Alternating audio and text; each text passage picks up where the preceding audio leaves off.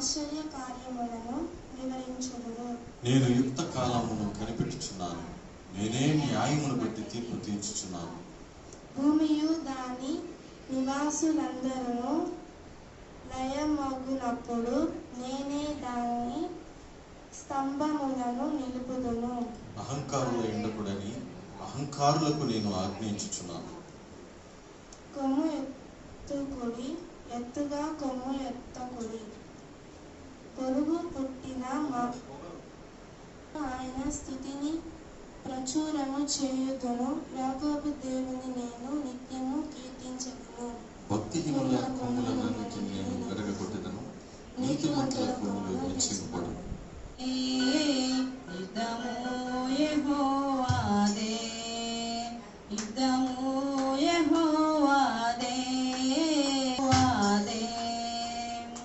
రాజులు మనకెవ్వరు లేరు, శూరులు మనకెవ్వరు లేరు. రాజులు మనకెవ్వరు లేరు, శూరులు మనకెవ్వరు లేరు. సైన్యములకు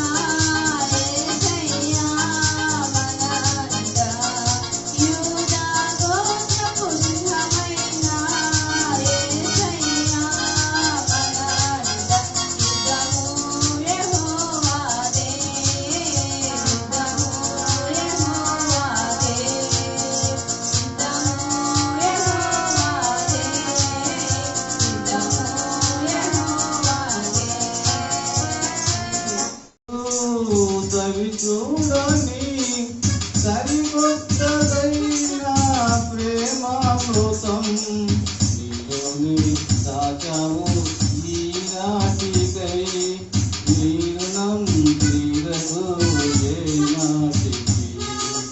నీతోనే రాశావు ఈనాటికై.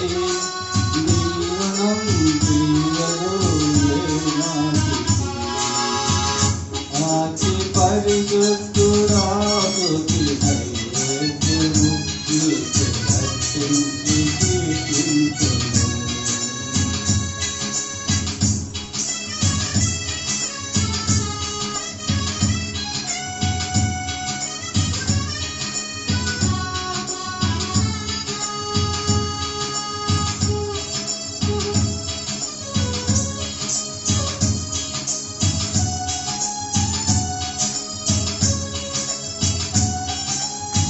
సద్గుణరాశి నీ జాడలను నా ఎదుట నుంచుకొని గడచిన కాలం సాగిన పయనం నీ కృపకు సంకేతమే. సద్గుణరాశి నీ జాడలను నా ఎదుట నుంచుకొని గడచిన కాలం సాగిన పయనం నీ కృపకు సంకేతమే. కృప వెంబడి కృప పొందగా మారాను మధురముగానే పొందగా. కృప వెంబడి కృప పొందగా మారాను మధురముగానే పొందగా. నాలోన ప్రేమచి చూశావయ్యా నీ ప్రేమ చూపితివి నా యేసయ్యా. నాలోన ప్రేమచి చూశావయ్యా నీ ప్రేమ చూపితివి నా యేసయ్యా. అతి పరిశుద్ధుడా స్తుతి నైవేద్యము నీకు అర్పించి కీర్తింతును.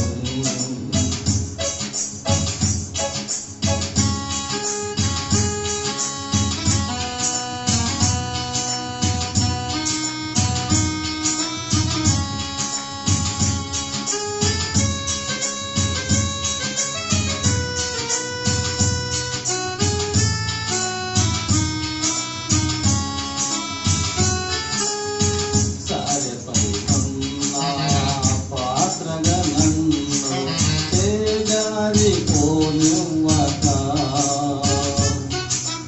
శోధనలెన్నో ఎదిరించినను నన్ను తోలిపోనివ్వక. సరిపైనన్నా పాత్రగా నన్ను చేజారిపోనివ్వక. శోధనలెన్నో ఎదిరించినను నన్ను తోలిపోనివ్వక. ఉన్నావులే ప్రతి క్షణమున కలిసున్నావులే ప్రతి అడుగున. ఉన్నావులే ప్రతి క్షణమున కలిసున్నావులే ప్రతి అడుగున. నీవేగా యేసయ్యా నా ఊపిరి. నీవేగా యేసయ్యా నా కాపరి. నీవేగా యేసయ్యా నా ఊపిరి. నీవేగా యేసయ్యా నా కాపరి. అతి పరిశుద్ధుడా స్తుతి నైవేద్యము నీకే అర్పించి కీర్తింతును. అతి పరిశుద్ధుడా స్తుతి నైవేద్యము నీకే అర్పించి కీర్తింతును. నీవు నా పక్షమై నన్ను దీవించగా. నీవు నా తోడువై నన్ను నడిపించగా. జీవింతును నీ కోసమే. ఆశ్రయమైన నా యేసయ్యా. అతి పరిశుద్ధుడా స్తుతి నైవేద్యము నీకే అర్పించి కీర్తింతును.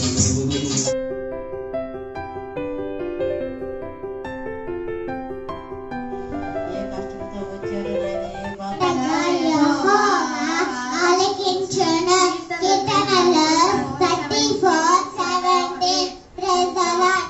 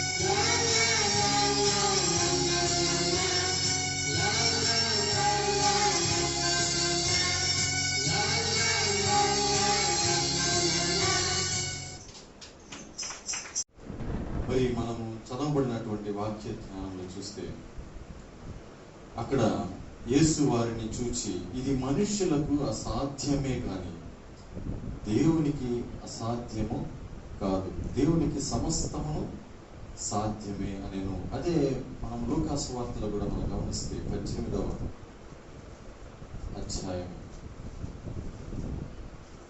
27లో కూడా మనుష్యులకు అసాధ్యములైనవి దేవునికి సాధ్యములని చెప్పెను, దేవునికి సాధ్యములని చెప్పెను.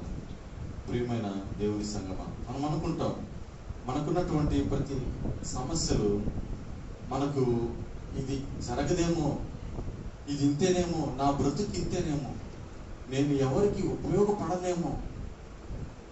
నిజంగా కొన్నిసార్లు అటువంటి నిరాశకు లోనవుతాం. మనకు నిరాశకు లోనయ్యి మనం ఏం చేస్తామంటే ఇంకా చింతిస్తూ బలహీనం అవుతాం. కొన్ని విషయాల్లో ఇంకా కష్టమండి, నేను ఉండడం ఇంతేనేమో, నా జీవితం ఇంతేనేమో, నాకు ఇంక ఉద్యోగాలు రావేమో, నేను ఇట్లాగే ఉండిపోవాలేమో, ఒక నిరుద్యోగ ఉండిపోవాలేమో, నాకు వివాహం జరగవేమో, నేను ఒంటరిగా ఉండిపోవాలేమో. అదే రీతిగా కొందరు వివాహాలైన వాళ్ళు నాకు ఇంకా సంతానము నాకు లేదేమో అని చింతిస్తున్నారేమో. ప్రియమైన దేవుని పిల్లరా, దేవుడు అనుకుంటే అసాధ్యమైనటువంటి కార్యాలను సాధ్యపరిచే దేవుడు, సాధ్యపరిచి నేను సాక్షిగా నిలబెట్టే దేవుడు. ప్రియమైన దేవుని సంగమం, మనం కొన్ని ఉదాహరణలకు బైబిల్ గ్రంథంలో చూస్తే ఆదికాండము 18వ అధ్యాయంలో ఒక మాట మనం గమనిస్తే అక్కడ 10 నుంచి 14 వరకు మనము చదివినప్పుడు, ఆదికాండము 18వ అధ్యాయం 10 నుంచి 14 వరకు మనం చదివినప్పుడు, మీదటికి ఈ కాలంలో నీ ఎందుకు నిశ్చయంగా మళ్ళా వచ్చువను. అప్పుడు నీ భార్య అయిన శారాకు ఒక కుమారుడు కలుగునని చెప్పాను. శారా ఆయన వెనక ఉండిన గుడారపు ద్వారములో నిలుచుండెను. అబ్రహాములో శారాయను బహుకాలం రచన వృద్ధులు ఉండేది. స్త్రీ ధర్మము శారాకు నిలిచిపోయాను కనుక శారా, నేను బలము ఉడిగిన దాని తర్వాత నాకు సుఖము కలుగున, నా యజమానుడు వృద్ధుడే అన్నాడు కదా అని తనలో నవ్వుకొని, అంతటి యెహోవా అబ్రహాముతో, వృద్ధురాలను నేను నిశ్చయంగా ప్రసవించుదనా అని శారా నవ్వనేలా? యెహోవాకు అసాధ్యమైనది ఏదైనా ఉన్నదా? మీదటికి ఈ కాలంలో నిర్ణయ కాలమందు నీ యొద్దకు తిరిగి వచ్చుదను. అప్పుడు శారాకు కుమారుడు కలుగునని. శారా భయపడి, నేను నవ్వలేదని చెప్పగా ఆయన, అవును నీవు నవ్వితువరేను. చూడండి ప్రియమైన చదవబడినటువంటి వాక్య భాగంలో అబ్రహాము శారా గురించినటువంటి వాక్య ధ్యానం మనం గమనించగలం. వారు దేవుని కొరకు జీవిస్తూ ఉన్నారు. దేవుడు చెప్పినటువంటి మాట ప్రకారం జీవిస్తూ ఉన్నారు. దేవుడు చూపించినటువంటి ఆ వాగ్దానపు దేశం, ఆ వాగ్దానం చేసినటువంటి దేశంలోకి ప్రవేశించాలని దేవుడు చెప్పిన మాట ప్రకారం ఉంటున్నారు. కానీ వారికి ఒక అక్కర ఉంది, ఒక కొరత. వారు వృద్ధాపంలో ఉంటున్నారు. శారాకి ఏం లేదంటే పిల్లలు లేరు. అబ్రహాం సంతానానికి పిల్లలు లేరు. శారా బహుకాలము గడిచిన వృద్ధురాలై ఉండేది. బహుకాలం అని మనం గమనిస్తే, మరి ఆ వృద్ధాప దశలోకి వచ్చినప్పుడు ఇంకా పిల్లల మీద వారికి ఇంకా ఆశ లేదు. ఇంకా నాకు ఈ వయసులో ఇంకా నాకు పిల్లలు పుట్టే అవకాశము లేదు అని అనుకున్నారు. అక్కడ యెహోవా తండ్రి మనం చూస్తే చెప్తూ ఉన్నాడు,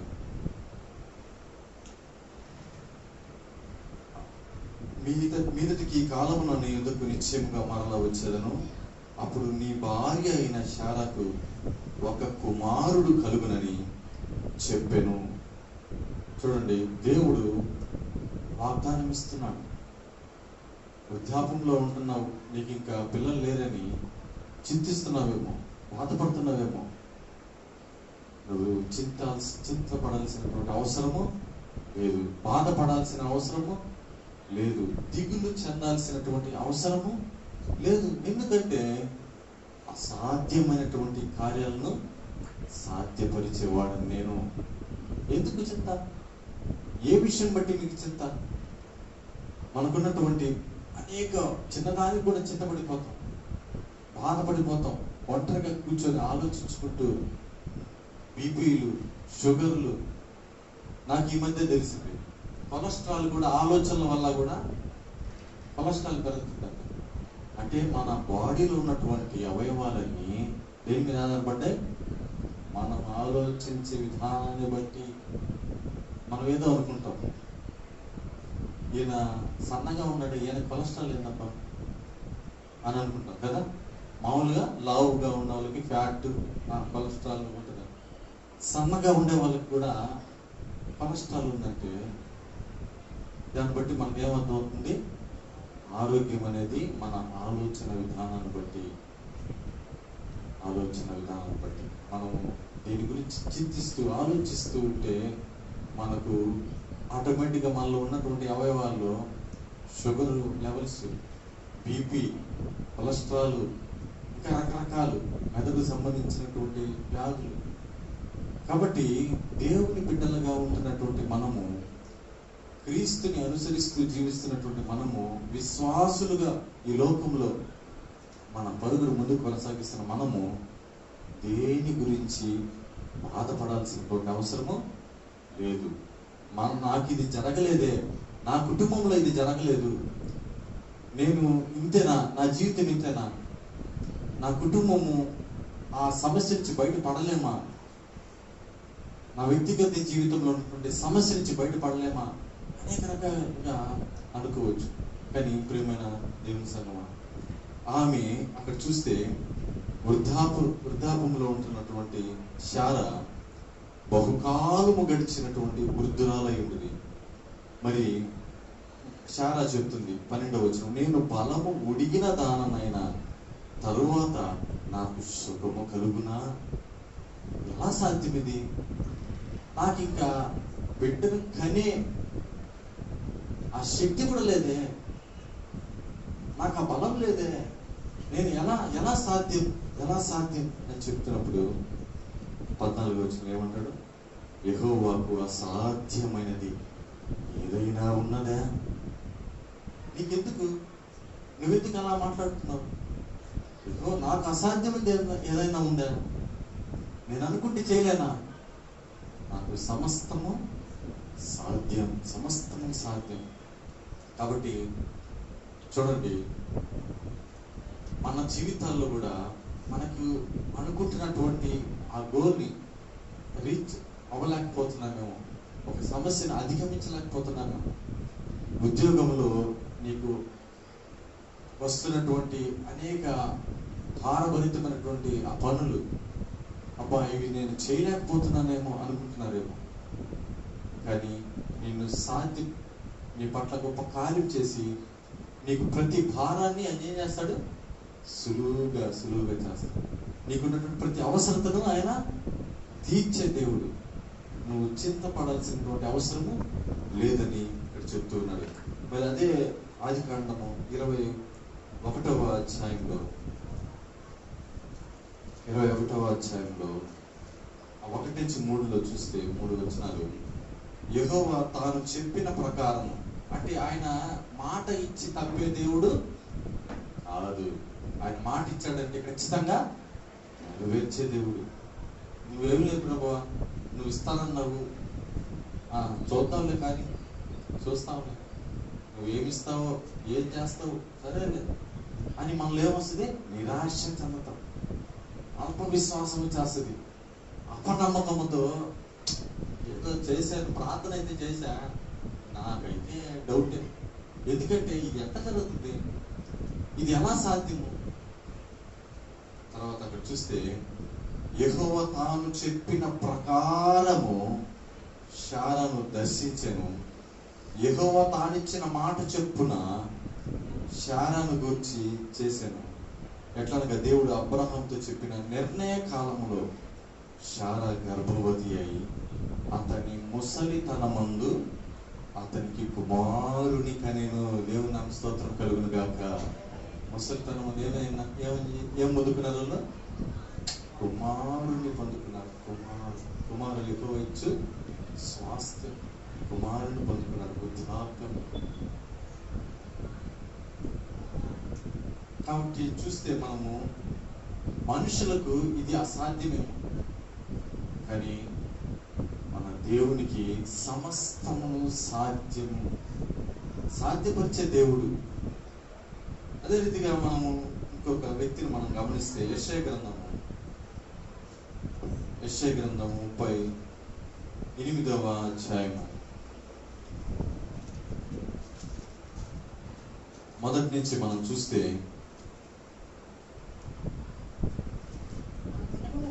ఆ దినములలో హిజ్కియాకు మరణకరమైన రోగం కలుగగా, హిజ్కియాకు మరణకరమైనటువంటి రోగము కలగగా, ప్రవక్తయు ఆమోజు కుమారుడైన యెషయా అతని వద్దకు వచ్చి, నీవు మరణం వచ్చున్నావు, బ్రతుకవు కనుక నీవు నీ ఇల్లు చక్కబెట్టుకొనమని యెహోవా సెలవిచ్చినాడని చెప్పగా, అతడు తన ముఖమును గోడ తట్టు తెలుపుకొని, యెహోవా యథార్థ హృదయుడని సత్యముతో నీ సన్నిధిని నేనెట్లు నడుచుకుంటున్నా, నీ దృష్టికి అనుకూలంగా సమస్తంలో నేనెట్లు జరిగించుతున్నా, కృపతో జ్ఞాపకం చేసుకున్నామని హిజ్కియా కన్నీళ్లు విడిచిచు యెహోవాను ప్రార్థించగా. ఇక్కడ చూస్తే ప్రియమైన దేవుని సంగమా, హిజ్కియాకు ఏమొచ్చిందంటే మరణకరమైనటువంటి రోగం. ఇంకా ఆయన పరిస్థితి ఏమైపోయింది? కైపోయాడు, ఎత్తేస్తారు, ఇంకా చనిపోతాడు. చివరి స్టేజీలో ఉన్నాడు, ఆఖరి స్టేజీలో. ఇంకా ఆయనకి తర్వాత కార్యక్రమం జరగాల, చివరి స్టేజీ. మరి ప్రవక్త, యెహోవా ప్రవక్త వచ్చి చెప్తున్నాడు, అయ్యా అయిపోయింది, నీ పని అయిపోయింది, నువ్వు ఇంకా రాజుగా ఉండడానికి లేదు, నువ్వు మరణించాల్సినటువంటి సమయం వచ్చేసింది. కాబట్టి మొత్తం నువ్వు ఏం చేయాలో మొత్తం సరి చేసేసుకో, ఇంకా నువ్వు ఇంకా జీవించడానికి సమయం లేదు, అయిపోయింది, సమయం అయిపోయింది, అప్పుడు నువ్వు మరణిస్తావు అని చెప్పినప్పుడు ఆయనకి ఏమైంది? ఒకసారి ఆలోచించాడు, ఏంది ప్రభువా, అప్పుడే నన్ను నీ దగ్గర పిలుచుకుంటున్నావా యెహోవా అని చెప్పి ఆయన ఏం చేస్తున్నాడంటే యథార్థ హృదయుడనై సత్యముతో ఆయన సన్నిధికి మొరపెడుతూ ఉన్నాడు. కృపతో జ్ఞాపకం చేసుకోవా, నీ దృష్టికి అనుకూలంగా సమస్తము నేను ఎలా చేశాను, ఎలా ప్రవర్తించాను, ఎలా నడుచుకున్నాను, ఎలా జీవించాను, ఎలా నీ కొరకు నేను ముందుకు కొనసాగాను, నన్ను ఒకసారి కృపతో నన్ను జ్ఞాపకం చేసుకోయా, నన్ను జ్ఞాపకం చేసుకో అని అంటూ హిజ్కియా కన్నీళ్లు విడుచుచు ప్రార్థన చేస్తూ ఉన్నాడు. కన్నీళ్లు విడుస్తూ ప్రార్థన. ప్రియమైన దేవుని బిడ్డలారా, పెద్ద హాస్పిటల్లో ఆయన ఒక వ్యక్తి గూడూరులో చావు బతుకుల మధ్య ఉన్నాడు. మా బంధువు ఒక అతను చావు బతుకుల మధ్య ఉంటే మాకు ఉదయాన్నే ఫోన్ చేశారు. ఆయన వే బ్రిడ్జి, లారీలు వెయిటేజ్ చేస్తారు కదా, వే బ్రిడ్జి అంటారు, అక్కడ సెక్యూరిటీగా పనిచేసేవాడు. అంటే మా బంధువు, మాకు వరుస అదే బంధువు అయినా ఆయన చేసే పనులు బట్టి ఆయన్ని వదిలేశారు. ఆయన కొంచెం అక్రమంగా ఉంటున్నాడని, కుటుంబాన్ని పట్టించుకోకుండా, బిడ్డల్ని భార్య పట్టించుకోకుండా ఉన్నాడని ఆయన్ని దూరంగా వదిలేశారు ఆయన పెద్దలు. మరి అప్పుడప్పుడు ఆయన సమాచారం తెలుస్తూ ఉంటుంది, ఆయన ఎలా ఉన్నాడు ఏంది అని. వాళ్ళ యొక్క అక్క ఉన్నారు, వారు మాకు మళ్ళీ రోజు అన్ని ఫంక్షన్కి వస్తుంటారు. ఆయన చివరి స్టేజీలో ఉన్నాడు. ఆయన పరిస్థితి ఏం బాగలేదు. ఆ కాలు ఇంత లావునైపోయింది, వాపు వచ్చేసి రెండు కాలు, నడవలేనటువంటి పరిస్థితి. ఆయన ఇంకా అయిపోయింది. కాబట్టి చివరిగా నెల్లూరులో పెద్ద హాస్పిటల్లో పెట్టుకోండి, పెద్ద హాస్పిటల్లో పెట్టుకొని అక్కడ బతికినంత ఇంకా ట్రీట్మెంట్ ఏమన్నా చేస్తారో చూడండి అన్నాను. కానీ ఆయన బ్రతుకుతాడని ఎవరికి హోప్స్ లేవు. మరి తీసుకొచ్చారు. తర్వాత వారి యొక్క అల్లుడు, మరి నేను కూడా వెళ్ళాను, నన్ను పిలిచినప్పుడు వెళ్ళి పెద్ద హాస్పిటల్లో జాయిన్ చేశాను. అక్కడ ట్రీట్మెంట్ స్టార్ట్ చేశారు. డాక్టర్లు చెప్పారు, అయ్యా మీరు ఇప్పుడు తీసుకొచ్చారు, నేను 11:30 ఆ టైంలో అనుకుంటా ఉదయం జాయిన్ చేసిన డాక్టర్లు చెప్పారు, వాళ్ళ అల్లుడికి ఆయనకి నాకు చెప్తున్నారు, అయిపోయింది, కాకపోతే ఏదో మీరు తీసుకొచ్చారు కాబట్టి మేము కొంత ప్రయత్నం చేస్తాం, బ్రతికితే బ్రతికినట్టు, లేదంటే అసలు బ్రతికే ఛాన్స్ లేదు, ఖచ్చితంగా చెప్పేస్తున్నారు, బ్రతికే ఛాన్స్ లేదు, ఏదో మీరు ఇంకా తీసుకొచ్చారు కాబట్టి అక్కడ పెడుతున్నాం అని వారికి ఏదో ఇంజక్షన్లు అవి వేస్తూ ఉన్నారు అతనికి. తర్వాత మా అన్న అన్నాడు, ఆయన నేను మాట్లాడుకున్నాను. ఆయన నన్ను అడుగుతున్నాడు, అయ్యా ఇతను చనిపోతాడు, మరి దానికి సంబంధించినటువంటి ఆ పనులు నీకు తెలుసా అన్నాడు. నాకు తెలుసు, నేను చూసుకుంటాను, ఏం ప్రాబ్లం లేదు, భయపడాల్సిన అవసరం లేదు, అక్కడ బరియల్ గ్రౌండ్ అతను కవాడిపాలెం దగ్గర ఉంటాడు, ఎట్లా ప్రాసెస్ నేను చెప్తాను నీకు అని చెప్పాను. సరే అని చెప్పి మాట్లాడుకున్నాము. ఇంక సాయంకాలం అయిపోద్దేమో అని బంధువులు కూడా ఫోన్ చేసి చెప్పేశాను పరిస్థితి ఇట్టుందని. సరే వెళ్ళిపోయాం. సాయంకాలం మళ్ళీ వస్తే ఏం చేస్తున్నాడంటే పాలు తాగిస్తున్నారంట. పాలు తాగిస్తున్నారా, మధ్యాహ్నం సెలైన్ పెడుతున్నారు, సెలైన్. మళ్ళీ ఉదయాన్నే వెళ్ళాం. ఉదయాన్నే వెళ్ళి చూస్తే ఇడ్లీ పెడుతున్నారంట. అంటే ఆయన గురించి ప్రార్థన విజ్ఞాపన చేయమని చెప్పాం. ప్రభు ఆయనకి మారు మనసు లేదు, ఆయన కొరకు ప్రార్థించండి అని ప్రార్థన అవసరత రిక్వెస్ట్ కూడా పెట్టాం, ఫోన్లో అందరికి పెట్టాం. ఆయన పరిస్థితి ఈ విధంగా ఉంది, ఆయన రక్షింపబడాలా, ఒట్టిగా చనిపోతే నరకానికి పోతాడు, ఆత్మను రక్షింపబడాలా అని చెప్పినప్పుడు అందరూ కూడా సరే మనం ప్రార్థన చేస్తామని అందరూ ప్రార్థన చేస్తున్నారు. మరి సాయంకాలానికి ఆయన పాలు తాగుతున్నాడు, సరేలకు ఉదయాన్నే వెళ్ళాం, ఇడ్లీ పెట్టారు, పాలు తాగుతున్నాడు, ఇడ్లీ కూడా సాంబార్ ఇడ్లీ. సరే అదే క్రమే పెట్టుంటే చిన్న ఇంకా భోజనం కూడా తెమ్మన్నారు, భోజనం కూడా తింటున్నారు. ఆయనకి ఇంకా లేదు, ఆయన ఛాన్స్ లేదు, అయిపోయింది అని అనుకున్న సమయంలో అందరూ ప్రార్థన చేశారు. ఆయన చనిపోకూడదు, ఒట్టిగా చనిపోతే నరకానికి వెళ్తాడు కాబట్టి ఆయన మారు మనసు పొందాల, రక్షింపబడాల, ఆత్మ దేవుని చెంతకు చేరాలా అని ప్రార్థించాడు. దేవుడు అందరి ప్రార్థన ఆలకించాడు. ఆయనకి ఏం చేశాడు? జీవాన్ని ఇచ్చాడు. దేవుని నామ స్తోత్రం కలుగును. చూడండి ప్రియమైన దేవుని పిల్లలు, అనుకుంటాం మనుషులుగా మనం కొన్ని చూసినప్పుడు ఇంకా లేదు, ఇంక ఇది సాధ్యపడదు, ఇది అసాధ్యం అని అనుకుంటాం. కానీ మన దేవుడికి సమస్తము సాధ్యమే. ఆయన సాధ్యపరిచే దేవుడు, సాధ్యపరిచే కార్యాలు చేసే దేవుడు. ఆ బిడ్డను రక్షించాడు. మరి ఆయన కోలుకొని అందరికి కూడా, మాకందరికి కూడా థ్యాంక్స్ చెప్తూ, నన్ను దేవుడు బ్రతికించాడా అని సాక్ష్యం చెప్తూ ఆయన కొంతకాలం జీవించాడు, తర్వాత మరణించాడు. చూడండి దేవుని కార్యాలు ఎలా ఉంటాయో. ఈ హిజ్కియా రాజు ఇంకా అయిపోయింది, మరణకరమైనటువంటి రోగం వచ్చింది. ఆయన ఏం చేస్తున్నాడు? కన్నీళ్లు విడుస్తూ ప్రార్థన చేస్తూ ఉన్నాడు.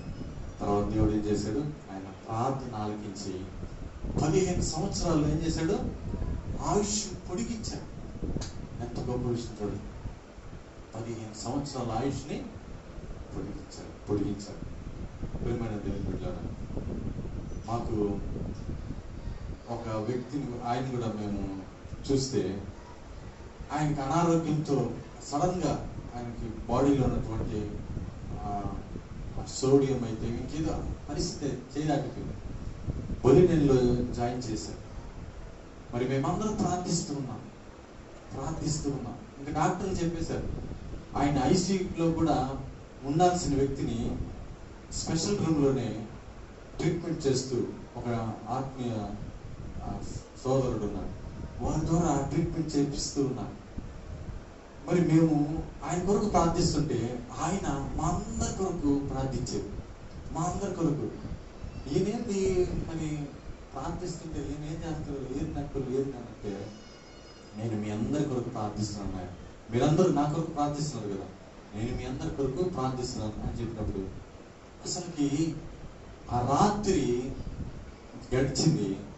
ఉదయానికి ఆయనకి ఏం ప్రాబ్లం లేదు. మళ్ళీ టెస్టులు చేస్తే ఆయన రిపోర్ట్లు అన్నీ నార్మల్గా వచ్చాయి. దేవుని నామ స్తోత్రం కలిగిన వెంటనే ఆయన డిశ్చార్జ్ చేసి ఇంటికి తీసుకెళ్ళారు. దేవుని కార్యాలు చూడండి ఎలా ఉంటాయి. అసాధ్యమైనటువంటి కార్యాలు సాధ్యపరిచే దేవుడు. డాక్టర్లు కూడా కొంత టైం ఇచ్చేశారు. టైం ఇస్తే మేము అందరం ప్రార్థిస్తున్నాం. కానీ అందరూ అనుకొని కొంచెం రికమెండేషన్తో ఐసీయూలో నుంచి ప్రత్యేకమైన గదులు, స్పెషల్ గదిలో తీసుకుని చాలా ట్రీట్మెంట్ చేస్తూ దేవుడు కార్యం చేశాడు. ప్రియమైన దేవుడు, ఆయన కార్యాలు ఆ రీతిగా ఉన్నాయి. ఈయన్ని కూడా హిజ్కియా రాజు మనం చూస్తే మరణకరమైనటువంటి రోగము ఆయనకు వస్తే ఏం చేశాడు? కన్నీటి ప్రార్థన, యథార్థ హృదయంతో కన్నీటి ప్రార్థన చేసి ఆయన ఆయుష్ని పొడిగించుకున్నాడు. ప్రియమైన దేవుని సంగమా, మరొక వ్యక్తిని మనం చూస్తే అదే మార్కు సువార్త 5వ అధ్యాయము 25వ వచనం నుంచి 34 వరకు మనం చూస్తే అక్కడ ఒక స్త్రీని మనం చూడగలం. ఆమెకు ఒక జబ్బు ఉంది, రక్తస్రావము కలిగినటువంటి స్త్రీగా మనం అక్కడ గమనించగలం. 12 ఏళ్ల నుంచి ఆమె పడుతున్నటువంటి బాధ, 12 ఏళ్ల నుండి ఆమె పడుతున్నటువంటి బాధ అంతా ఎంత కాదు. అనేక చోట్ల వైద్యుల్ని దగ్గరికి వెళ్ళింది, ఇంకా అనేక చోట్ల మరి ఎక్కడైతే ఆ నాటు మందులు అనేక చోట్ల తిరిగింది స్వస్థత కోసం. ఆమె బాగుపడాలని ప్రయత్నం చేసింది, కానీ ఎక్కడ కూడా ఆమెకి స్వస్థత అనేది రాదు. ఎక్కడ కూడా స్వస్థత అనేది రాదు. 12 సంవత్సరాల నుంచి ఆ జబ్బుతో బాధపడుతుందంటే ఎక్కడ కూడా మొత్తం ఆమెకు ఉన్నటువంటి డబ్బంతా ఖర్చు పెట్టి మొత్తం ట్రీట్మెంట్ చేసుకుంది, కానీ ఎక్కడ కూడా ఆమెకు ప్రయోజనం లేదు. కానీ అక్కడ మనం చూస్తే యేసుక్రీస్తు ప్రభు వారు ఆ మార్గం గుండా వెళ్తున్నప్పుడు చూడండి, అక్కడ తనకు కలిగినదంతా ఈ వ్యయము చేసుకుని ఎంత మాత్రము ప్రయోజనము లేక మరింత సంకటపడింది. ఆమె యేసును గూర్చి విని ఆయన వస్త్రము మాత్రము ముట్టిన బాగుపడదునని జన సమూహములు ఆయన వెనుకకు వచ్చి ఏం చేసిందంట? ఆయన వస్త్రము ముట్టిందంట. ఆయన వస్త్రమును ముట్టింది.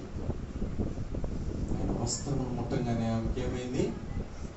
స్వస్థత కలిగింది. దేవునామ స్తోత్రము కలుగుగా. ఆయన వస్త్రమును ముట్టగానే స్వస్థత.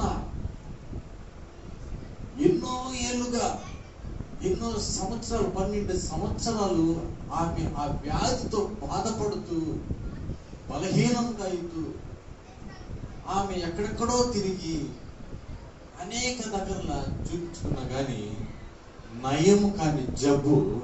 ఎక్కడ జబ్బు నయమైందండి? యేసుక్రీస్తు దగ్గర. నిజంగా అసాధ్యమైనటువంటి కార్యాలను సాధ్యపరిచే దేవుడు మన దేవుడు. అసాధ్యమైనటువంటి కార్యాలు. ఆమె ఎంతగానో బాధపడి ఉంటుంది, కానీ ఆమెలో విశ్వాసం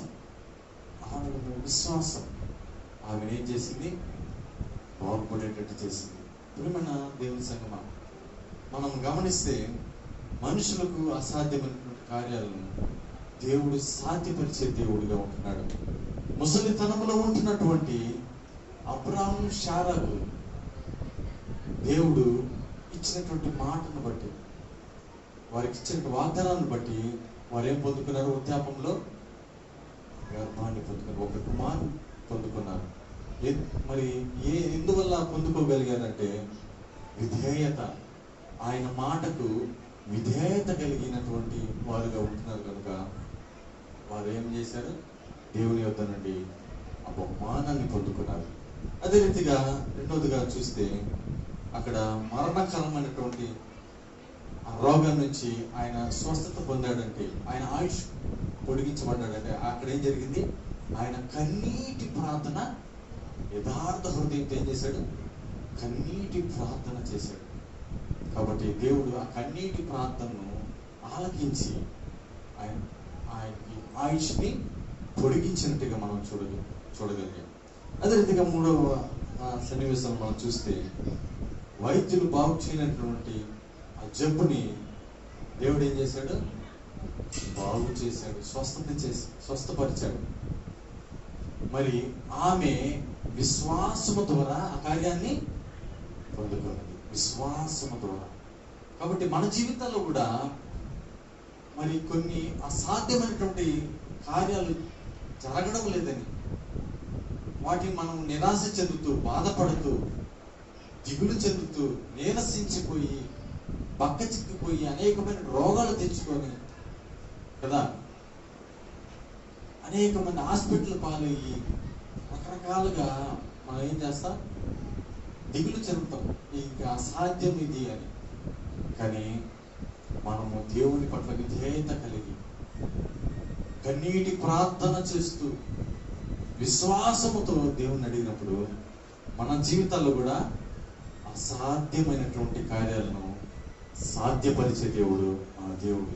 కాబట్టి ప్రియమైన దేవుని సంగమా, రాత్రికాల సమయంలో మనకు కూడా ఉన్నటువంటి ప్రతి అవసరత, ఖచ్చితంగా ప్రతి మనుషునికి ఏదో ఒక అవసరత కలిగి ఉంటారు, ఏదో ఒక సమస్య ఖచ్చితంగా కలిగి ఉంటారు, ఏదో శ్రమలు.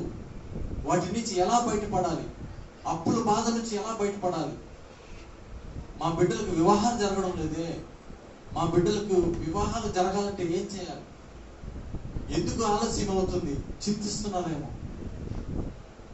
ఇంకా చూస్తే మా బిడ్డలకి ఉద్యోగాలు లేవేమో, ఉద్యోగాలు రావడం లేదు, ఇంకా ఎంతకాలం నిరుద్యోగం ఉంటాడు ఆ బిడ్డ అని నిరాశ చెందుతున్నారేమో. మా గృహము ఇంకా సంపూర్ణ అవ్వట్లేదు అని చింతిస్తున్నారేమో. మా కుటుంబాలు ఇంతేనా, అసమాధానంగా, ఎప్పుడు చూసినా గొడవలు, కొట్లాటలు, అరుపులు, రచ్చలు.